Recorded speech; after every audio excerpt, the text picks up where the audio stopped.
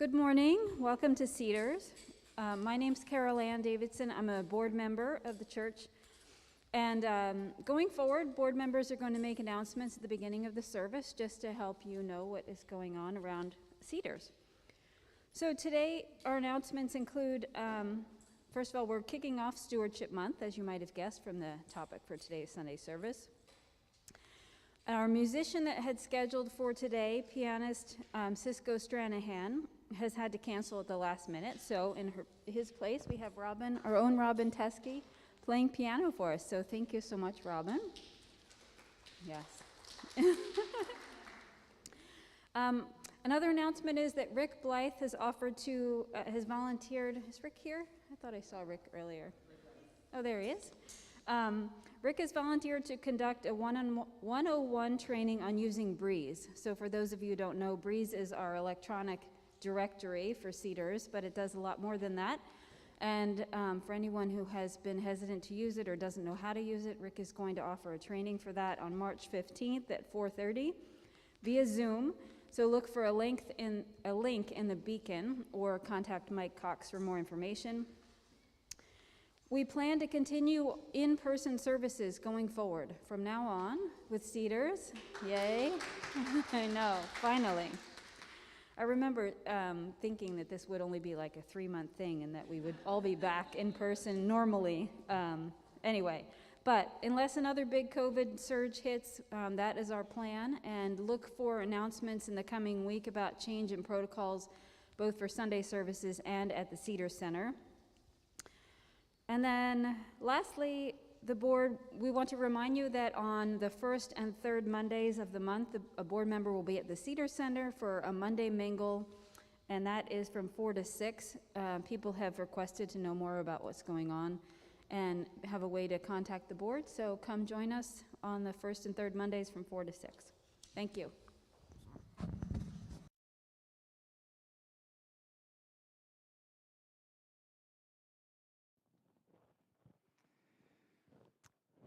Hello and welcome to Cedars Unitarian Universalist Church. My name is David Barnes and I'll be your worship associate today alongside Reverend Zachary Vinson.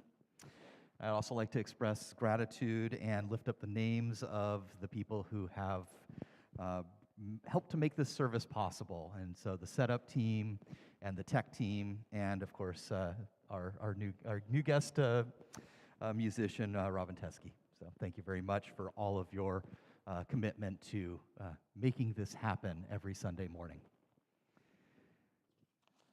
Before we move further into our service, let's pause to acknowledge the members of our congregation occupy the ancestral, traditional, and contemporary lands of the Coast Salish tribes. The homelands of the Suquamish, the Duwamish, Klallam, and Chimacum people were ceded under duress through the Point Elliott and Point No Point treaties. We are grateful guests on these lands and affirm indigenous sovereignty, both past and present. This acknowledgement does not substitute for the need to build authentic relationships with modern-day members of these tribes and to learn about their living culture and history. Now, due to COVID precautions, we're still not able to pass the offering basket amongst us, but as you know, our faith community is sustained by the generosity of our members and friends. Your contributions help nourish the spiritual growth of our community through weekly worship and the ongoing programs that cultivate connection, belonging, and sharing. If you feel called to make a gift to Cedars, please do so by placing your offering in the offering boxes at the back of the room after the service. You can also visit our website to make a contribution online, and your generosity is greatly appreciated. Cedars is committed to being a welcoming and inclusive community. In all the beauty of languages, cultures, and skin tones that come together in your uniqueness, we welcome you. In all the ways you experience and express gender, in the beauty of who and how you love, we welcome you. You are invited to join us today and always with an open mind, a loving heart, and willing hands. Now, let us enter a time of centering as Robin shares our prelude. Thank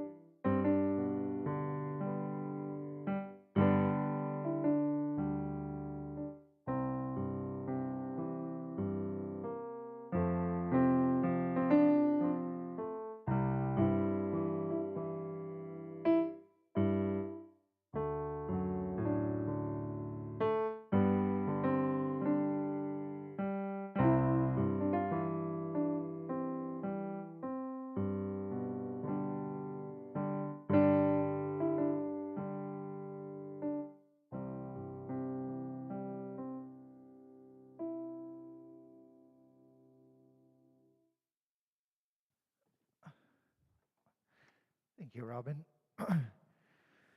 I'm feeling actually really excited this morning. I think part of it is that being a community, something came up this week. We had a musician who was unable to be here, and Robin generously jumped in. And it was a reminder of, as a community, when needs come up, when things happen, the way we support each other, the way we make the things happen, even when someone cancels. So thank you, Robin. I am very grateful for your musical gifts today. I also came in and I was like, you might notice the chairs are a little closer today. And as I'm standing up here, I could see a congregation gathered. And that feels really, really good to me in a way that I'm really excited. It was the first Sunday in March 2 years ago when we first made the announcement about COVID-19, and that Sunday we weren't shaking hands, we weren't passing a basket, and now here 2 years later to see some sort of a real in-person church happening, as well as an online option, it feels really good. So for a call to worship today, though, I wanted to share a reading in the back of our hymnal, and it is from Mark Morrison Reed. He talks about what is the task of a religious community? What is the task of a community like ours? He writes, "The central task of religious community is to unveil the bonds that bind each to all. There is a connectedness, a relationship discovered amidst the particulars of our own lives and the lives of others. Once felt, it inspires us to act for justice. It is the church that assures us that we are not struggling for justice on our own, but as members of a larger community. The religious community is essential, for alone our vision is too narrow to see all that must be seen, and our strength too limited to do all that must be done.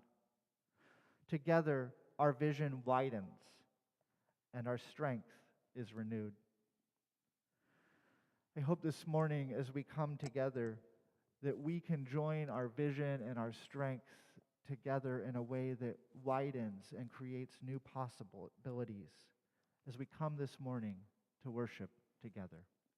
Welcome.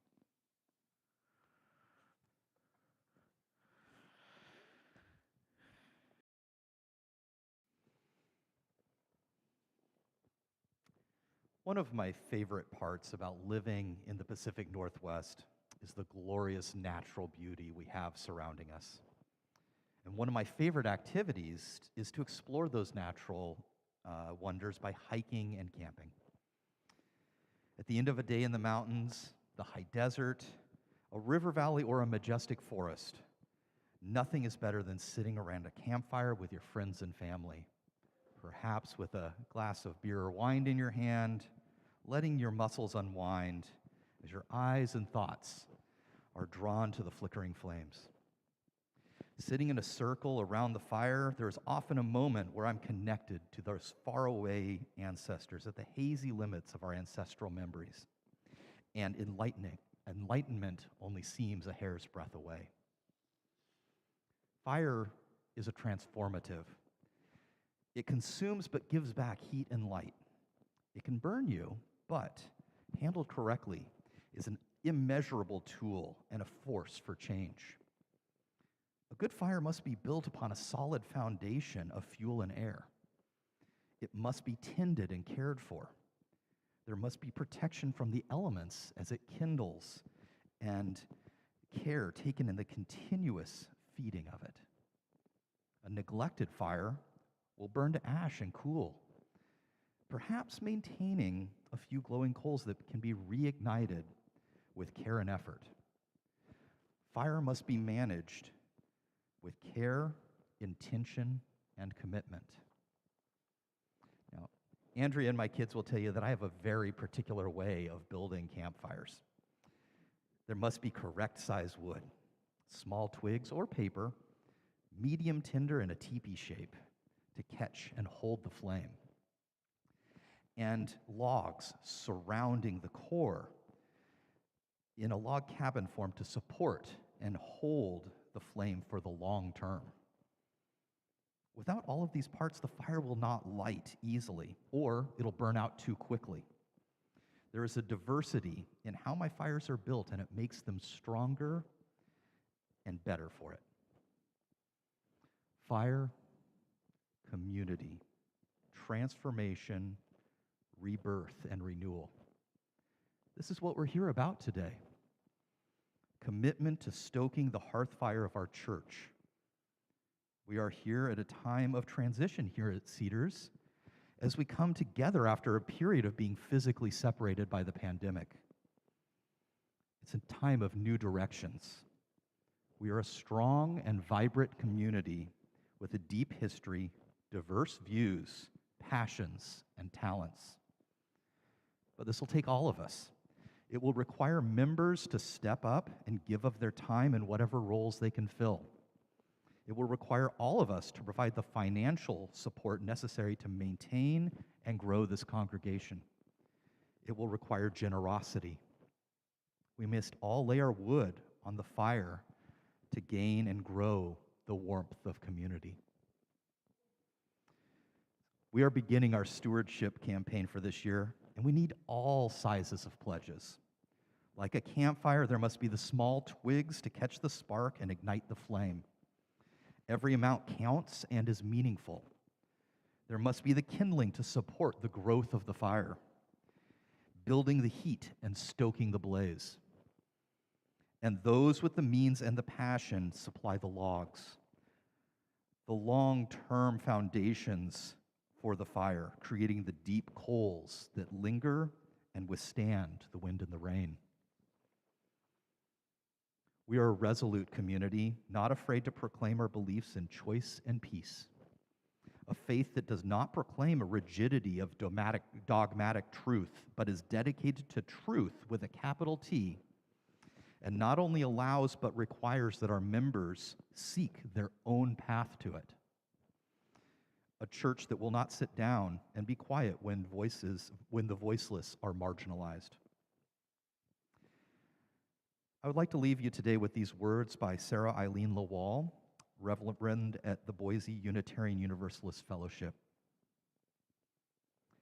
Out of the flames of fear, we rise with the courage of our deepest convictions, to stand for justice, inclusion, and peace.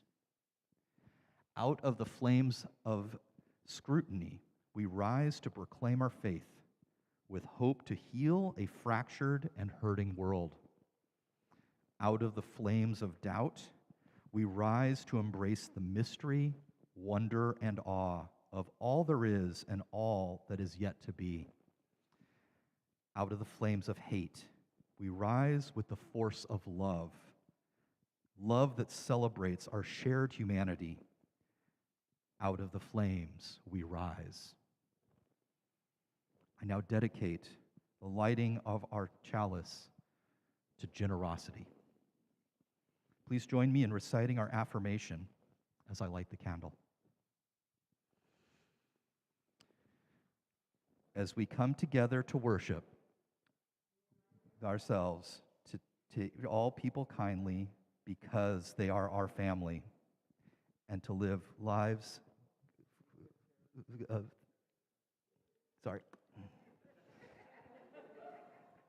to take good care of the earth because it is our home, and to live lives full of love and goodness because that is how we will all become the best that we can be. Sorry, a little steamed up on my glasses there.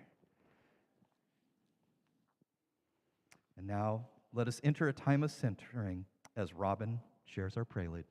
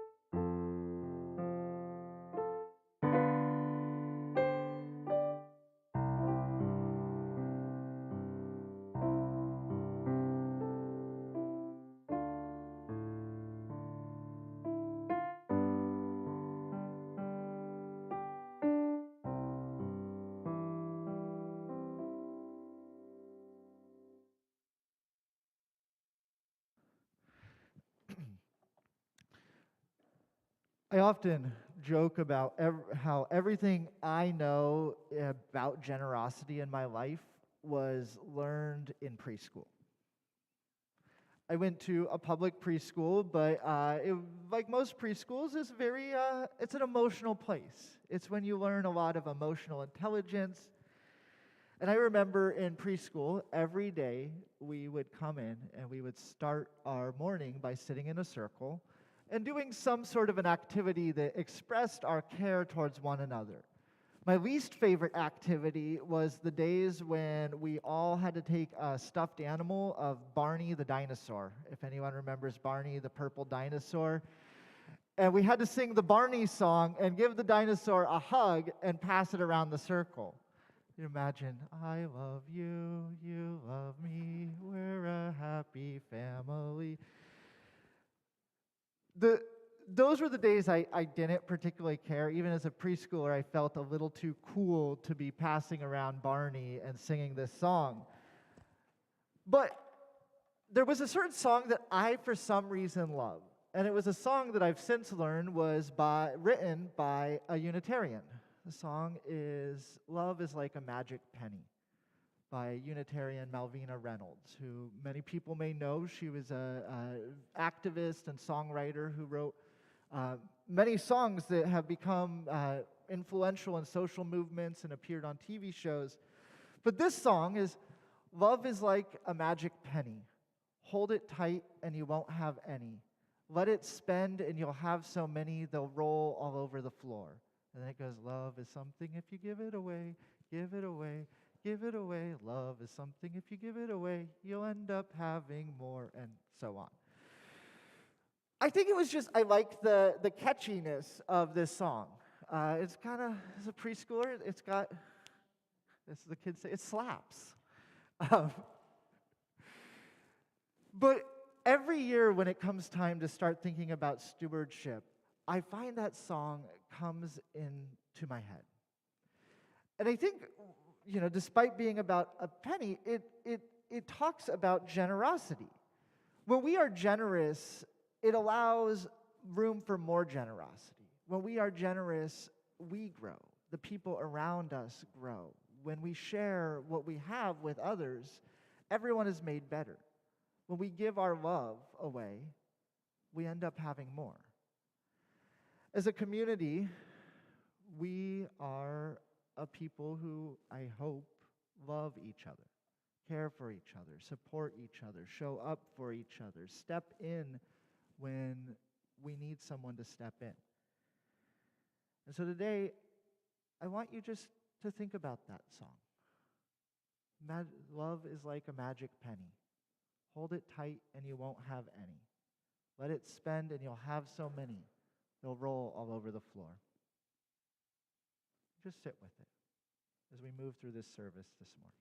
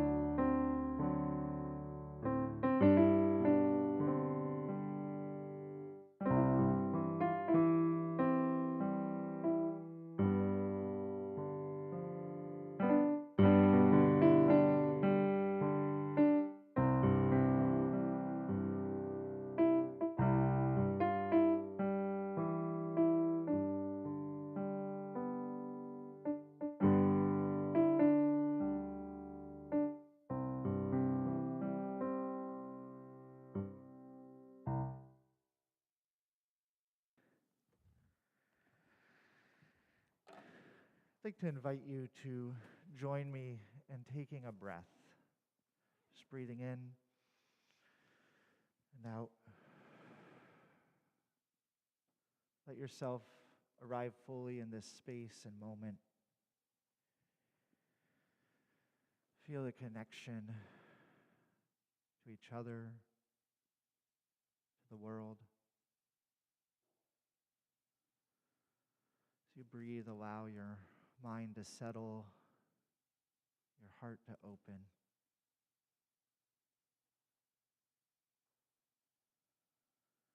Spirit of life, spirit of love, spirit of laughter. We are gathered today as one strong body together, combining our strength and vision so that new possibilities can unfold.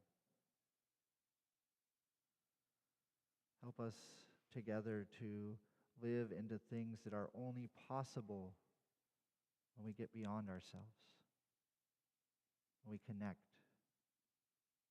when we share.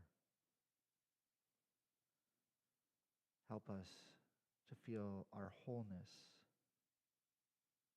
in a world that at times feels hard and broken.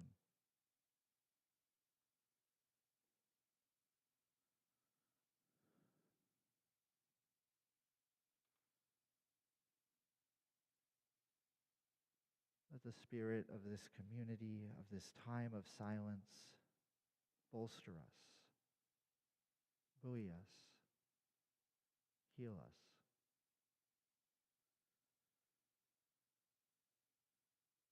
As we breathe, feeling that connection, the power and strength of love.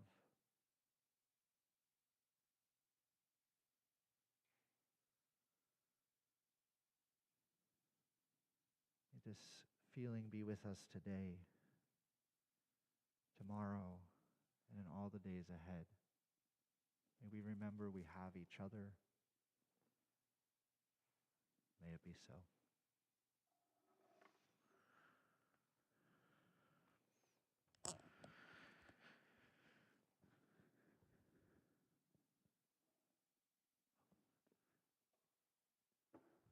What?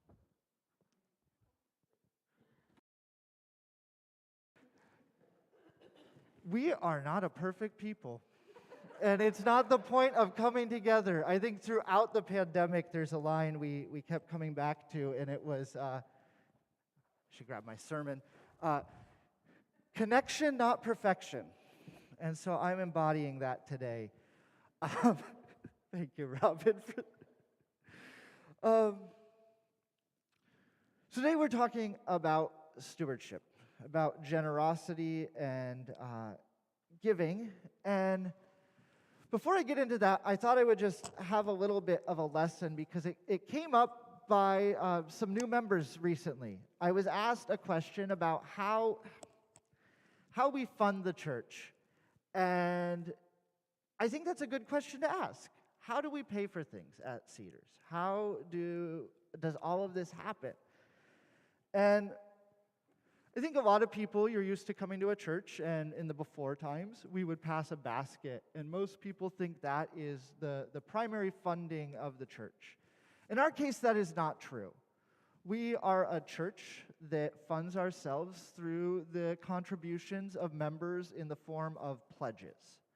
So pledges are where the bulk of our budget comes from. That's where the rent we pay here at the Island School, the equipment, my salary, the other staff in the office are funded through the generosity of members of this church.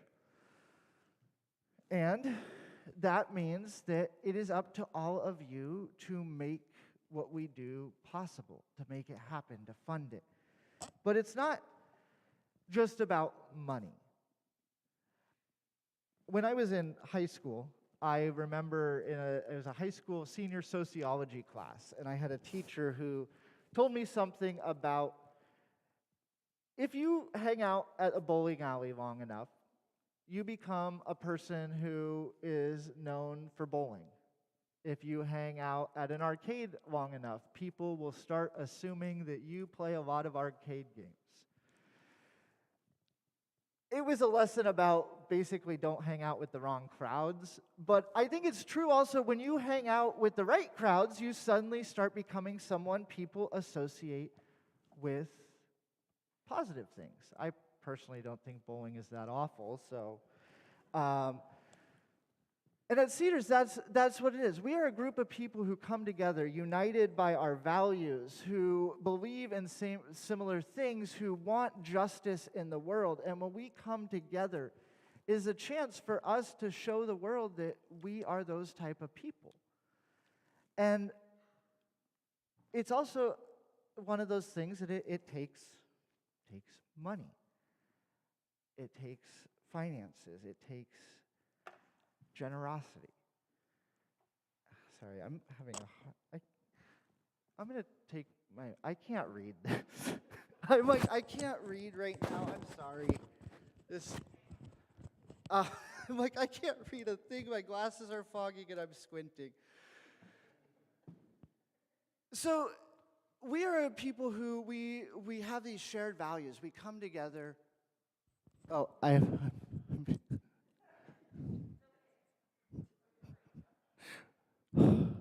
let's breathe.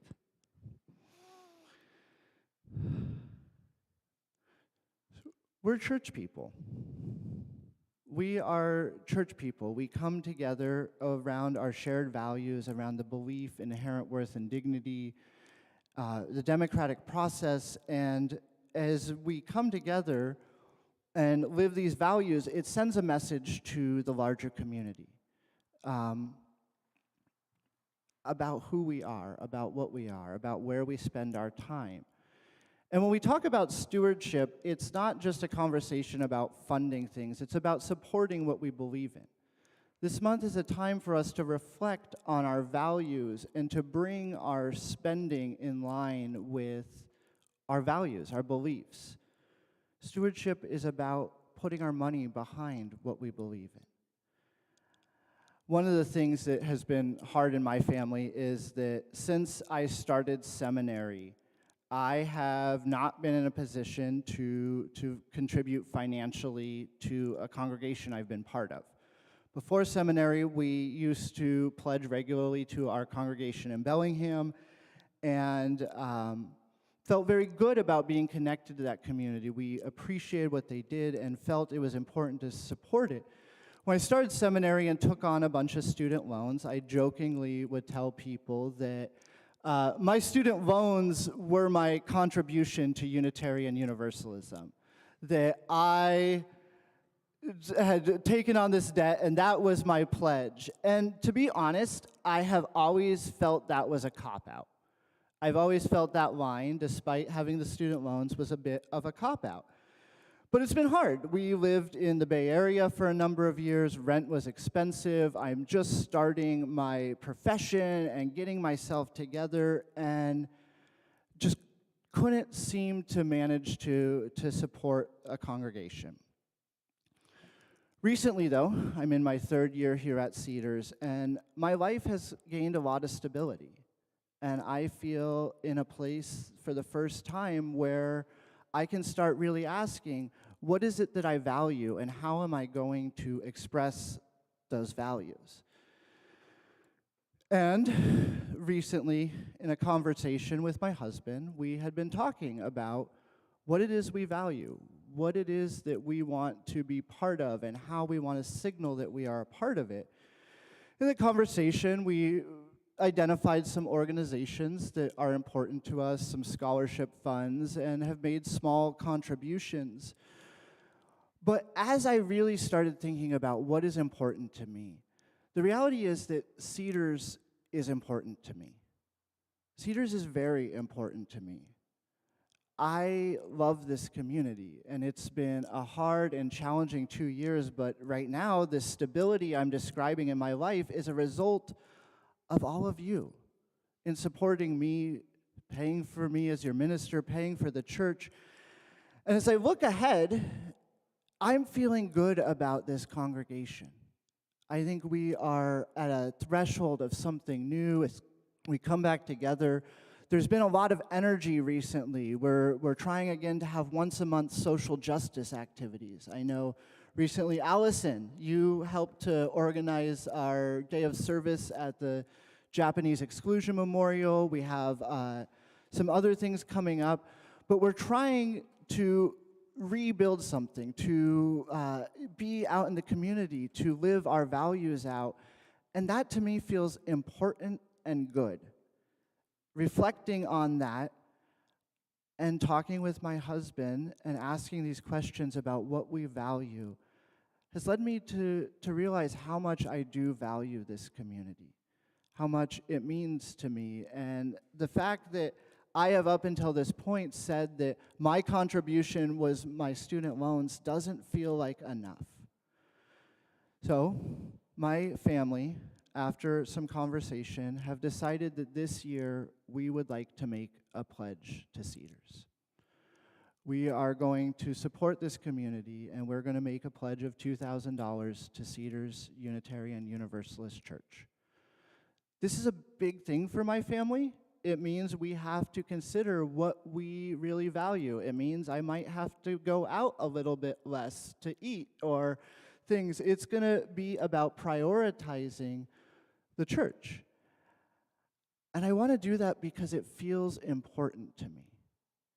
I think that you all are a generous people and have shown an example, and I want to meet you there. I want to show all of you that my family is invested in this community too. And that to me feels good. I know that it is an investment that as I give, I will get back. That as I expand myself, as I give of my resources, it'll come back in return to me. It'll come back to this community.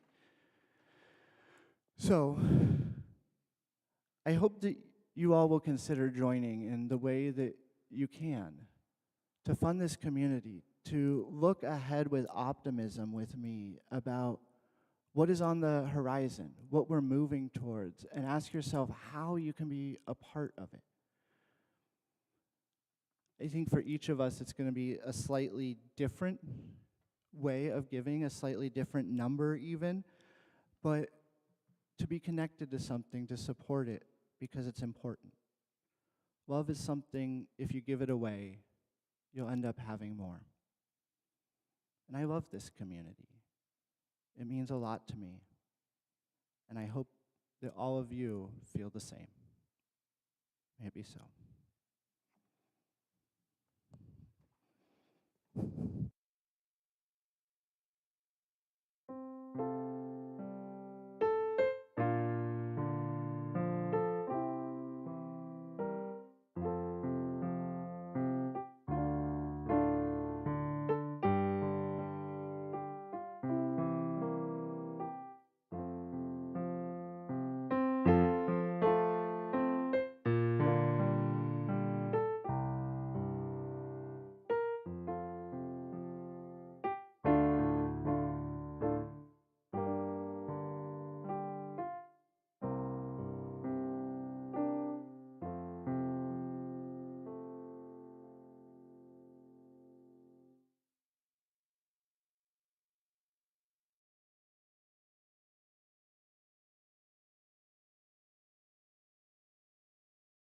Please join me in reciting our responsively as we extinguish our chalice. We extinguish this flame, but not the light of truth.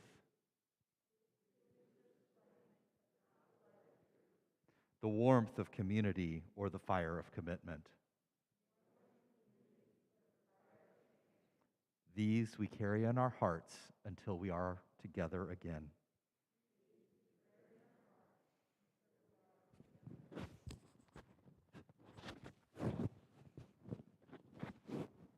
Our service has ended, but our service to the world and one another begins anew.